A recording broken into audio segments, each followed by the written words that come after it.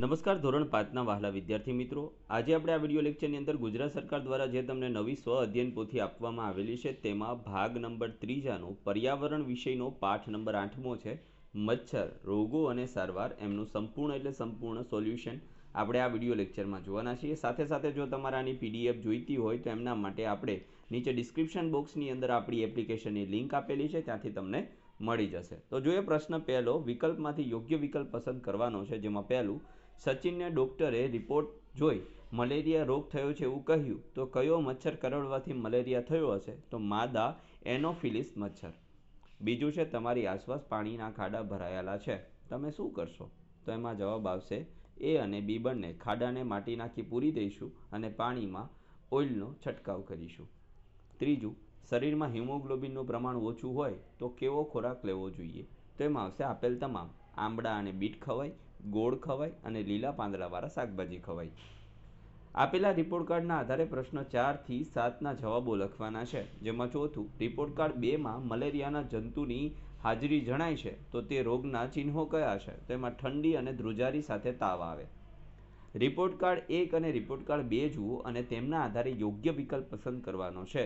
તો એમાં આવશે એ રિપોર્ટ કાર્ડ 1 પાંડુ રોગનો છે અને રિપોર્ટ કાર્ડ 2 એ મલેરિયા રોગનો છે। છઠ્ઠું, રિપોર્ટ કાર્ડ 1 અને રિપોર્ટ કાર્ડ 2 જુઓ અને તેના આધારે યોગ્ય વિકલ્પ પસંદ કરો। એમાં બી રિપોર્ટ કાર્ડ 1માં પાંડુ રોગની ઓળખ છે, જ્યારે રિપોર્ટ કાર્ડ 2માં રોગની ઓળખ ઠંડી અને ધ્રુજારી સાથે તાવ છે। સાતમો પ્રશ્ન છે, રિપોર્ટ કાર્ડ 1 અને 2 જુઓ અને તેમના આધારે યોગ્ય વિકલ્પ એમાં સી આવશે। એ અને બી બંને સાચા છે કે હિમોગ્લોબિન ઓછું થવાથી થાય અને માદા એનોફિલિસ મચ્છર કરડવાથી થાય। બંને રિપોર્ટ આપેલા છે। બે રિપોર્ટ કાર્ડમાંથી કયા રિપોર્ટ કાર્ડમાં આરતીના શરીરમાં હિમોગ્લોબિનનું પ્રમાણ ઓછું છે?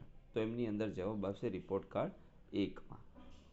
મિત્રો, તમારે 3 થી 10ની જે નવી સ્વ અધ્યયન પોથી આવી છે એમનું કલરફુલ સોલ્યુશન તમારે જોઈતું હોય પીડીએફના સ્વરૂપમાં તો આપણી એપ્લિકેશનની લિંક નીચે ડિસ્ક્રિપ્શનમાં આપેલી છે, ત્યાંથી તમે પીડીએફ સ્વરૂપે તમામ વિષયના સોલ્યુશન મેળવી શકો છો। અને જો તમારે આપણા વોટ્સએપ ગ્રુપમાં જોડાવવું હોય તો 9714300571માં તમે તમારું નામ અને તમારું ધોરણ લખી અને મેસેજ કરો, હું તમને ગ્રુપમાં જોઈન કરી દઈશ। પ્રશ્ન નંબર 2 છે, અહીં પાંડુ રોગ અને મલેરિયા રોગને લગતી વિગતો ભેગી થઈ ગઈ છે, જેમાં પાંડુ રોગને લગતી હોય એમાં કેસરી રંગ અને મલેરિયાને લગતી હોય એમાં કાળો રંગ પૂરવાનો છે। હિમોગ્લોબિનનું પ્રમાણ ઘટી જાય તો એ પાંડુ રોગ છે। ડૉક્ટર દ્વારા ગોળ અને આંબળા ખાવાની સલાહ આપે તો એ પણ પાંડુ રોગ છે। ઠંડી અને ધ્રુજારી સાથે તાવ આવે તો એ મલેરિયા રોગ છે। ડૉક્ટરે બીટ ખાવાની સલાહ આપી તો પાંડુ રોગ છે। માદા એનોફિલિસ મચ્છર કરડવાથી રોગ થાય તો એ મલેરિયા રોગ છે। અને આ રોગના જીવાણુઓથી બચવા મચ્છરદાનીનો ઉપયોગ કરવામાં આવે તો તે મલેરિયા રોગ છે।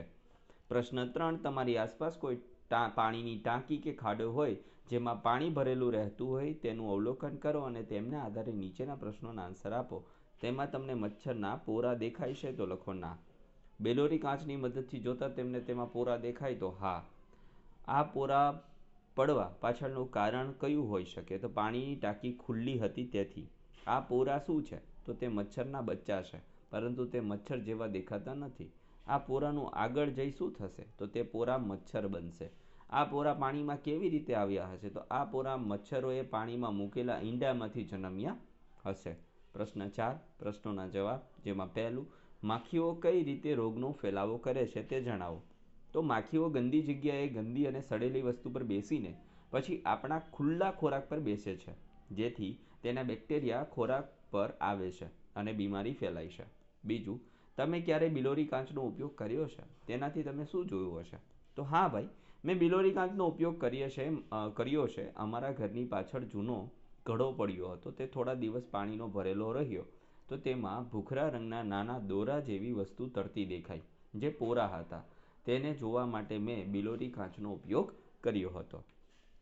ત્રીજું, મચ્છરો કઈ ઋતુમાં વધારે હોય છે અને કેમ? તો મચ્છરો ઉનાળા અને ચોમાસા દરમિયાન વધુ જોવા મળે છે। ગરમ તાપમાન, ભેજ વધારે હોવો, સ્થિર પાણી ભરાવું, ખુલ્લા સ્થળોએ પાણી અને છાંયો મળવાથી તેઓ વધુ જોવા મળે છે। તમારી આસપાસ મચ્છરનો ફેલાવો ન થાય તે માટે તમે કેવા પ્રયત્ન કરશો? તો અમારા ઘરની આસપાસ પાણી એકઠું નહીં થવા દઈએ અને ખાડાઓ પૂરી દઈશું, પાણીની ટાંકી, કુલરનું પાણી બદલીશું અને તેને ચોખ્ખા રાખીશું. જો કોઈ જગ્યાએ પાણી ભરાયું હશે તો કેરોસીનનો છંટકાવ કરીશું.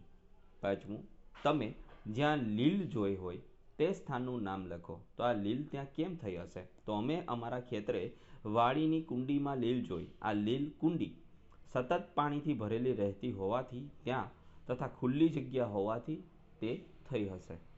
છઠ્ઠું, મચ્છર દ્વારા રોગોનો ફેલાવો થાય છે. આના વિશે તમારા વિચારો લખો. તો મચ્છર ખૂબ જ ખતરનાક જીવ છે.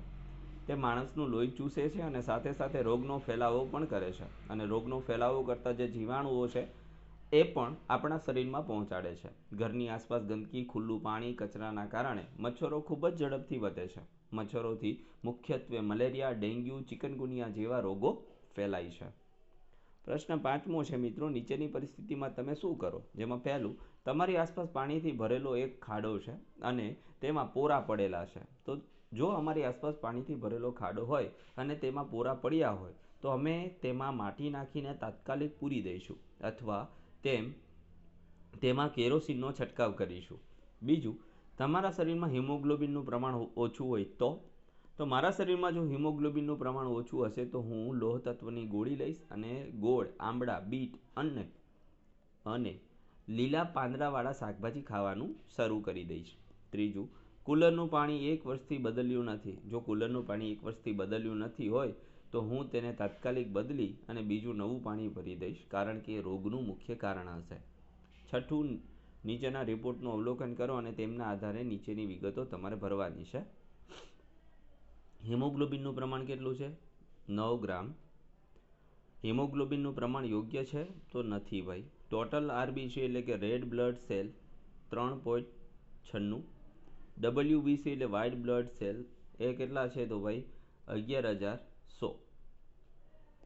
RDW તો એ કેટલા ટકા છે તો 15.80%. નીચેનું વર્તન યોગ્ય કહેવાય કે નહીં? હા કે ના? રમેશ જ્યાં પાણી ભરાયું હોય ત્યાં ઓઇલનો છંટકાવ કરે છે. તો હા ભાઈ, આ યોગ્ય વર્તન છે. તપનને મલેરિયા થયો છે છતાં તે દવા લેતો નથી, તો આ યોગ્ય નથી. દીપેનના ઘરની પાસે પાણી ભરેલો ખાડો છે તે પૂરી દે છે, તો આ યોગ્ય વર્તન કહેવાય. જયેશ તેની પાણીની ટાંકી અને કુલરનું પાણી નિયમિત સાફ કરે છે, તો આ સારી બાબત કહેવાય. અનિલ લીલા પાંદડાવાળા શાકભાજી ખાતો નથી, તો આ ખોટી બાબત કહેવાય. વિધાનો સાચા ખોટા કરવાના છે. બાળ મચ્છર એટલે પોરા, તો સાચું. મચ્છરનો ફેલાવો નર એનોફિલિસ મચ્છર કરે છે, તો ખોટું. લોહીની અંદર રહેલી વિગતો જોવા માટે સૂક્ષ્મદર્શક યંત્રનો ઉપયોગ થાય છે, તો સાચું. શરીરમાં હિમોગ્લોબિન ઓછું હોય તો પાંડુ રોગ થાય, તો સાચું. મલેરિયાના જંતુની શોધ રોનાલ્ડ રોસે કરી હતી, તો સાચું. 9મો પ્રશ્ન છે, નીચેના જોડકા ઉદાહરણ મુજબ જોડવાના છે. તો મલેરિયા સાથે આવશે માદા એનોફિલિસ મચ્છર. લીલ છે તો એ લપસી જવાય તેવું એક સજીવ છે. હિમોગ્લોબિન તો એના કારણે પાંડુ રોગ થાય છે મિત્રો. અને બાળ મચ્છર છે એમને શું કહેવાય તો પોરા કહેવાય. તમારે મિત્રો 3 ધોરણથી 12 ધોરણમાં સ્વાધ્યાયન પોથી, સ્વાધ્યાય સોલ્યુશન, ગાલાનું સ્વાધ્યાય પોથીનું સોલ્યુશન, પ્રોજેક્ટ પ્રવૃત્તિ બુક, પ્રયોગ પોથી, અંગ્રેજી ગ્રામર, યુનિટ ટેસ્ટ અને અસાઇનમેન્ટ કોઈનું પણ સોલ્યુશન જોઈતું હોય PDF સ્વરૂપે તો આપણી એપ્લિકેશન અત્યારે જ ડાઉનલોડ કરો. ત્યાં તમને બધી જ વસ્તુઓ મળી રહેશે. પ્રશ્ન નંબર 10 છે, આપેલી વિગતોના આધારે બોક્સમાં રોગનું નામ લખવાનું છે. તો લીલા પાંદડાવાળા શાકભાજી ખાવાની સલાહ, હિમોગ્લોબિન ઓછું, બીટ ખાવાની સલાહ, 12 થી 16 ગ્રામ પ્રતિ ડેસીલીટર શરીરમાં હોવું જરૂરી છે, તો પાંડુ રોગ. ઠંડી અને ધ્રુજારી સાથે તાવ, માદા એનોફિલિસ મચ્છરના કરડવાથી થાય. પાણી ભરાયેલું હોય ત્યાં ઓઇલનો છંટકાવ, મચ્છરદાનીનો ઉપયોગ, તેમાં આવશે મલેરિયા. તો થેન્ક યુ વેરી મચ મિત્રો. આ હતું આપણું સંપૂર્ણ સ્વાધ્યાયન પોથીનું સોલ્યુશન. ફરી મળીશું આવા જ એક સોલ્યુશન સાથે. ત્યાં સુધી આવજો. જય હિન્દ, જય ભારત.